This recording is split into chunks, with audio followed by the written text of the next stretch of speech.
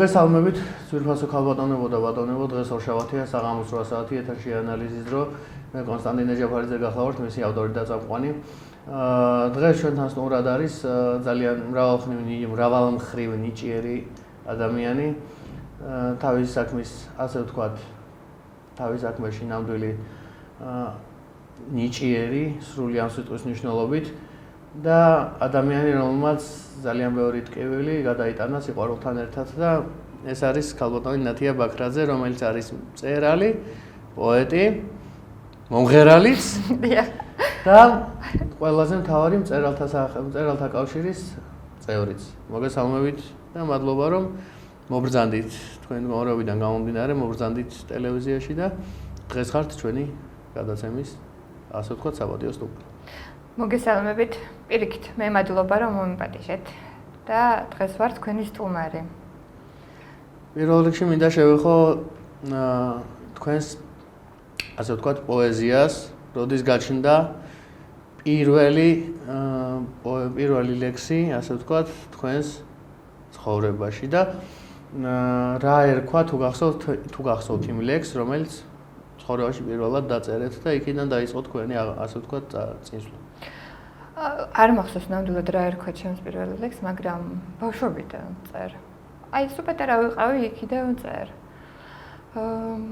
მაგრამ ერთი დიდი მინუსი მქონდა ბავშვობიდან, რომ წერდი და არ ვინახავდი ჩემს ჩანაწერებს. არ ვიცი რატომ. უნდა შემენახა, ძალიან დიდი შეცდომა დავუშვი. დღემდე მოყოლებული წერ. მიყვარს ძალიან პოეზია. პროზა? პროზაზე რა ზღვა? პროზასაც, კი ბატონო, პროზაც და პოეზიაც ორივე ჩემია, იმიტომ რომ პროზაში შეიძლება მხატვრულად გადმოხატო ყველაფერი, დახატო, პოეზიას უფრო სხვა მიდგომა აქვს და პოეზიას ვერ დახატავ. არა, პოეზიასაც ხატავ, რატო არ ხატავ, მაგრამ იქ რითმა უნდა და პროზაში არ უნდა რითმა, პროზაში გაშლით ემას ნორმალურად და პოეზიაში დამეთანხმები ნათია რომ ვერ ითამაშებ. არა, ვერ ითამაშებ, ვერ გაახალტურებ, ვერანაირად ვერ ითამაშებ, კი ბატონო. და მან გრძნობა უნდა. გრძნობის გარეშე ვერ დაწერ. როგორც აი ნახატს ხატავ, ხო? მთელი სული გული დევს იმ ნახატში. გადმოიტან და ხედავ რა კაცი რას ფიქრობს იმ ნახატში. ნამდვილად აი ეგრეა პოეზია. პოეზია გადმოცემს ადამიანის სულიერ მდგომარეობას. მხიარულია ის, უჭერს, ულხინს, რაღაცა გულში ნადები ის გადმოიტანს. ფურცელზე გადმოიტანს. ქალბატონო პირდაპირ ნათია, იმიტომ რომ სულიერად ძალიან ახლოს ხარ ჩემთან, ამას გეტყვი და მიგიღე როგორც უფროსი და მიგიღე როგორც ძალიან კარგი მეგობარი და მადლობა შენ ამისთვის და მადლობა რომ არსებობ, იცი? აი მე ძალიან ანალოგიური მინდა გითხრა, ყველასთან ვერავარ ეგრე ახლოს. ვერ მივდივარ ადამიანებთან, ყველასთან ესე ახლოს, როგორც მოვიდი, აი შენთან და მიგიღე მართლა რაღაცა გულმაგული იგრძნო, ადამიანობა ვიგრძენი შენში. ძალიან დიდი მადლობა ამ ასეთი თბილი შეფასებისთვის. ნათია, მინდა ცოტა სხვანაირი კითხვა დაგისვა, ცოტა ემოციური. მზად ხარ? კი ბატონო, ყველაფერთვის. რომ შეგეძლოს ადამიანების დანახვა. პირველი ვიზი სურობდი რომ დაგენახო. რა თქმა უნდა, ჩემშიც დავინახავდი პირველ რიგში. ძალიან მინდა და რა ვიცი რომ ლამაზაშვილი მყავს, ვიცი რომ ძალიან თბილი ადამიანია, ძალიან კარგი ადამიანია, მაგრამ ეს ყველაფერი ფიზიკურ დონეზე აღწერილობიდან ვიცი, მაგრამ მინდა ჩემით დავინახო. აი, თქვენ მოხვედით სახლიდან დღეს აქამდე. აი, თქვენ შეგრძნებებით, ანუ ხვდებით რომ სიტყვაზე შეგრძნებებით ხვდებით რომ უნდა ახვიდეთ, დახმარება გჭირდებათ, ანუ როგორ შეგრძნებებით ხართ თქვენ ადამიანთან, ანუ ხვდებით რას გეუბნებით? სადუნავდე. ანუ თუ სიტყვაზე ვამბობ, გრძნობთ თქვენ ადამიანს, მის აურას. აურაზე მელაპარაკები? კი ბატონო. ანუ ნახე, მე შემიძლია ადამიანთან დიდი ხანი არც ვისაუბრო, ისე შევიგრძნო ის ადამიანი, ან გავაგრძელო ურთიერთობა, ან არ გავაგრძელო ურთიერთობა. ეს იმ დონეზე მაქვს უკვე გამომუშავებული, არ ვიცი ნამდვილად ეს ყველა სჭირს თუ არა, მაგრამ მე მჭირს ესეთი რაღაცა, რომ მე არ მჭირდება დიდი ხანი ადამიანთან ურთიერთობა იმისთვის, რომ შევიცნო ის. ფერები, აურის ფერებს გეტყვი, რომ ხედავ. ადამიანს შეიძლება შინაგანად ხედავდე. აი, იმ დონეზე შემიძლია ბევრჯერ უთქვავს დედაჩემს, აუ ეს რა მაგარი ადამიანია თქო. და ხშირად მეთქვია ცდები თქო და ჩემი ნათქვამი ყოველთვის გამართლებულა. კარგი. აი, ნახე. ჩემი მდგომარეობიდან გამომდინარე, ალბათ იხსნება არ ვიცი რა, ალბათ იხსნება ის მესამე თვალი, ინტუიცია, მუშავდება, აი ვერ გეტყვი მე მართლა გამომუშავებული მაქვს ეს ინტუიცია. ყველაფერს, რასაც შეიძლება გრძნობდე, მიმართლდება.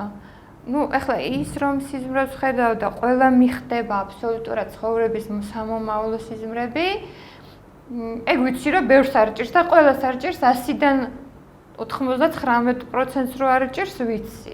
ერთეულები შეიძლება იყვნენ ეგრე, მაგრამ მე ეგ მჭირს. ანუ თქვენ გინდა თქვათ რომ თქვენ წინადგზნობის გაძლიერებული ვერსია. კი, აბსოლუტურად ყველაფერი მაქვს წინასწარ ნანახი. მაგალითად. აი აბსოლუტურად რაც კი შეიძლება მოხდეს ჩემს ცხოვრებაში მნიშვნელოვანი, ყველაფერს ხედავ წინასწარ. აი აბსოლუტურად ყველაფერს. და ვიცი როგორ უნდა მოხდეს. შეიძლება მე ძალიან მინდა გულით მოხდეს კარგი, მაგრამ ვიცი რომ ის უნდა დატრიალდეს ცუდად. ანუ სიტყვაზე თქვენ იცით ერთი კვირის შემდეგ რა მოხდება? თუ რამე მნიშვნელოვანი უნდა მოხდეს, კი ბატონო, ვნახავ. აი, იქიდან მოყოლებული, რაც კი მომხდა რა დღემდე ჩემს ცხოვრებაში. ბოლოს გეტყვი რაც მომხდა რა. რუსეთში რო წავედი და ჩამოვედი, ისაც მქონდა ნანახი, როგორ მოხდებოდა და რანაირად მოხდებოდა. არა, არ ვიტყუები, მეტყული აფერში არ მჭირდება.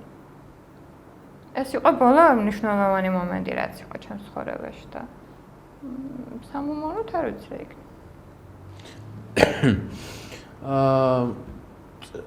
თუ თქვენ სიმღერაზე მინდა გადავიდე, ანუ თქვენს ვოკალურ მონაცემებზე. როგორ აქციეთ, ასეთ კითხვას დაგისვავ, ნათია, როგორ აქციე პოეზია სიმღერად, ნოტებად. კი ბატონო. აი, ეხლა მე და საიდან მოვიდა ეს? ეხლა გეტყვი ყველაფერს. ანუ აი, თუ შეიძლება რომ შევაჯამო ეს პოეზია, სიმღერა და მხატვრობა, ხო შეიძლება? რა თქმა უნდა. მოკლედ, მე მხედველობა დავკარგე, მაშინ როცა იყო აი 90-იანი წლები, 9 აპრილს მოვიწამლე და მაშინ ვიყავი ციცქიშვილის გუნდში. იმაში პიონერთა სასახლეში. დიახ. მან ვიყავი ზუსტად, როცა აი ყველაფერი მოხდა. მაგის მერე, პროსტერ მომიწია მან ყოფნა მერე. ხო და მღეროდი. მაგრამ სანამ მღეროდი, მე ვხატავდი აი ძალიან მაგრად ხატავდი, იმიტომ რომ ეს მქონდა გენებში ჩამჯდარი. დედაჩემის დედა სამხატვრო აკადემია ქონდა დამთავრებული დედაჩემის დედას, მამა ჩემსაც ქონდა თოიძე დამთავრებული.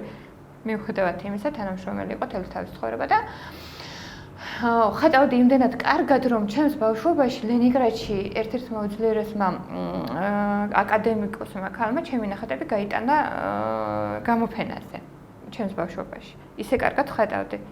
მაგრამ რო დავკარგე მხედველობა, ეს ნიჭი სადღაცა ტრანსფორმირდა, მიხვდი? და ეს ტრანსფორმირება იყო ეს პოეზია, ეს სიმღერა, ეს ყველაფერი სადღაცა უნდა გადავიდეს, თორე შეიძლება აფეთქდე.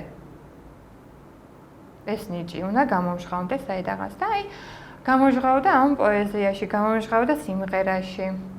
ნათია, მე და ჟურნალისტი ლანა ბიბილურიძე ვიყავით, გახსოვს ეგ დღე ალბათ. და ვიცი ძალიან კარგი მახსოვრობა გაქვს. ვიყავით შენთან სახლში, სადაც ნახეთ ძალიან ბევრი სერტიფიკატი, ძალიან ბევრი ლექსების კრებული და სხვა რამ, რამაც მე პირადად ძალიან გამახარა. და ასე ვთქვათ, საჩვენებლად გააკეთე მასაჟიც. კი ბატონო. და ძალიან მინდა რომ ამ თემასაც შევეხოთ და ბოლოს უკვე დავასრულოთ გადაცემა. საქართველო, რომელიც არის შენი დაწერილი ლექსი და იმედი მაქვს, რომ მაყურებელზე სულიერად ძალიან იმოქმედება. ამ გადაცემის გასვლის შემდეგ. დიახ. მე მოგეხსენება. ბავშვობაში ძალიან დიდი სურვილი მქონდა გამოსულიყავი ექიმი. რადგანაც დედა შეიმუშაოდა იქ სამასარეგულოებზე სისხლძარღვთა ქირურგიულ საოპერაციოში და მიწევდა ხშირად ყოფნა ეს ჩეფჩიგიანი თეთრი ხალათიანი მედები ექიმები და მეც აი თელი იმით ვიყავი გადავარნილი სულით რომ მეც უნდა ექიმი ყოფილიყავი და მოკლედ დატრიალდა რულეტკა ისე რომ არ მომიწია, ვერ გამოვედი ექიმი, რადგანაც ახლა მე მხედველობის პრობლემა შემექმნა, მაგრამ შინაგანად ეს დამრჩა.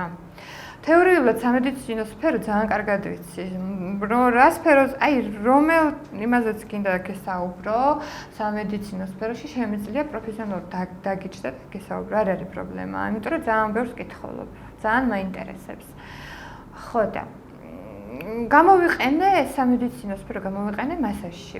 აი როგორი განათია, როგორი სახის მასაჟი? მანო, კი ბატონო, გეტყვით კი. ვაკეთებ კლასიკურს, არომათერაპიულს, თაფლის მასაჟს, შეფუთვებს. ეს ადამიანთან კონტაქტში რო შედიხარ არა მარტო ფიზიკურად, შედიხარ ენერგეტიკულ დონეზე. ანუ ყველა ადამიანს აქვს თავისი ბიოველი, ყველა ადამიანს აქვს თავისი ენერგეტიკა. თუნდაც ადამიანს რო შეეხები ხელით. ხო? თუნდაც ადამიანს როცა შეეხები ხელით, ეს უკვე შედიხარ შენ კონტაქტში იმ ადამიანთან. როცა მასაჟს აკეთებ ფიზიკურ დონეზე, შენ მასთან შედიხარ ენერგეტიკულ დონეზე. მე ყოველთვის ის ვიცი, რომ მასაჟს როცა ვიწყებ, მასაჟის კეთებას როცა ვიწყებ, აუცილებლად უნდა ვიყო კარგ ხასიათზე, კარგ ენერგეტიკაზე, რომ გადავცე ჩემი ენერგეტიკა ყველა ადამიანს. ანუ ვინც ჩემთან შემოდის. ხო, დამთავრებული მაქვს, რა თქმა უნდა, სერტიფიკატები მაქვს აღებული. ამაში გამოვიყენე ეს ჩემი სამედიცინო სფერო. მშველის იცი, იმიტომ რომ მე ვარ ძალიან დიდი ენერგეტიკის მატარებელი, ბიოენერგეტიკის მატარებელი და რაღაცნაირად გადავცემ ადამიანებს ჩემ ენერგეტიკას და ამით მსუბუქდები, თორე ალბათ ავფეთქდებოდი ამ ჩემი თვითონ ენერგიისაგან და გაქვს თუ არა ბიოდენები? კი, რა თქმა უნდა, ანუ ენერგეტიკა, მაგას გეუბნები, ბიოენერგეტიკა მაგ ძალიან დიდი, მოზღვავებული, კი ბატონო. თუ არის შენთვის მომგებიანი აი ეს საქმე, რასაც მასაჟის სფერო. კი, ანუ მომგებიანი რას ქვია, იცი? ჩემი ფინანსური და თუ გაწყმარებს, რა თქმა უნდა. ჩემი ფინანსური წყარო შემოდის მასაჟიდან. და თვითონ კი ბატონო, მე მასაჟში ძალიან მშვიდები. მიუხედავად იმისა, ფიზიკურად არის დამღლელი, ძალიან მომშვიდებს, იმიტომ რომ ჩემს ენერგიას გადავცემ ადამიანების ენერგიას აქეთ ვიღებ კიდე პლუსდები და ამით თავს გრძნობ კარგად. არ მხლის, იცი, შეიძლება დღე გავიდეს და არ მხლის. არ ვიღლები რა. პირიქით მადლობა, რომ აი მე ვფლობ ამ როგორ გითხრა, ამ ტექნიკას, მასაჟის და მუშაობ ამაზე. ნადია, შენ ძალიან ბევრი ლექსი გაქვს დაწერილი. ძალიან ბევრი. მათ შორის სიმღერებიც. კი.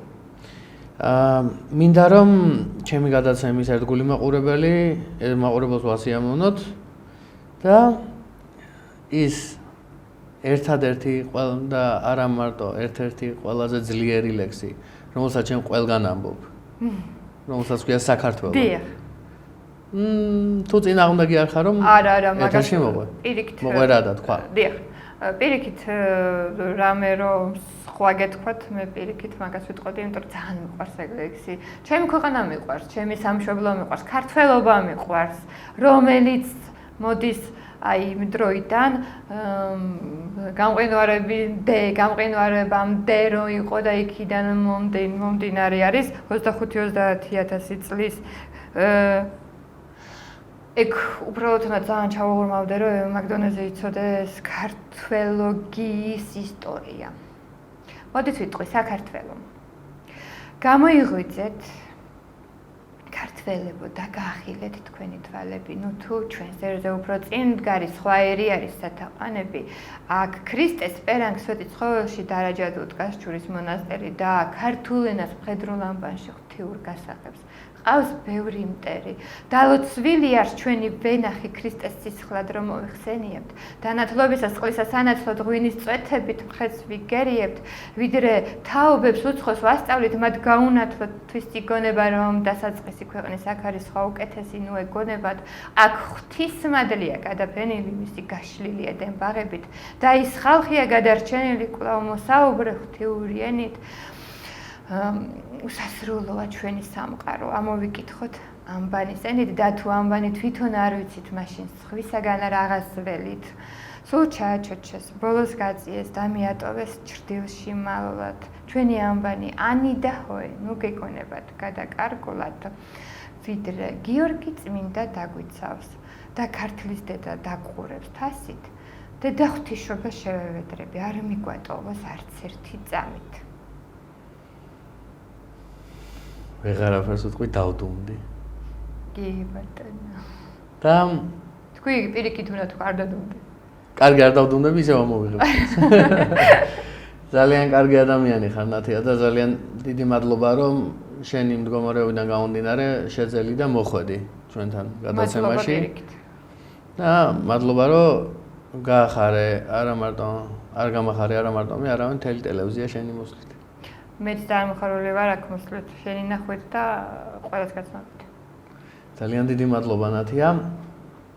დღეს ორშაბათი საღამო იყო, საღამოს 8 საათი და ანალიზის დრო შეგხვდებათ, დაგიბრუნდებათ ისევ მომავალ ორშაბათს, ისევ ზუსტად 8 საათზე, მაგრამ მანამდე ზეგ 4 შაბათს ძალიან საინტერესო წყალებში არა, პირდაპირ მისტიკური გადაცემა თბილისის საიდუმლო ევანგელიის წინ და ეს 8 საათზე რა თქმა უნდა და მოემზადეთ წინ საინტერესო კადრებს იხილავთ.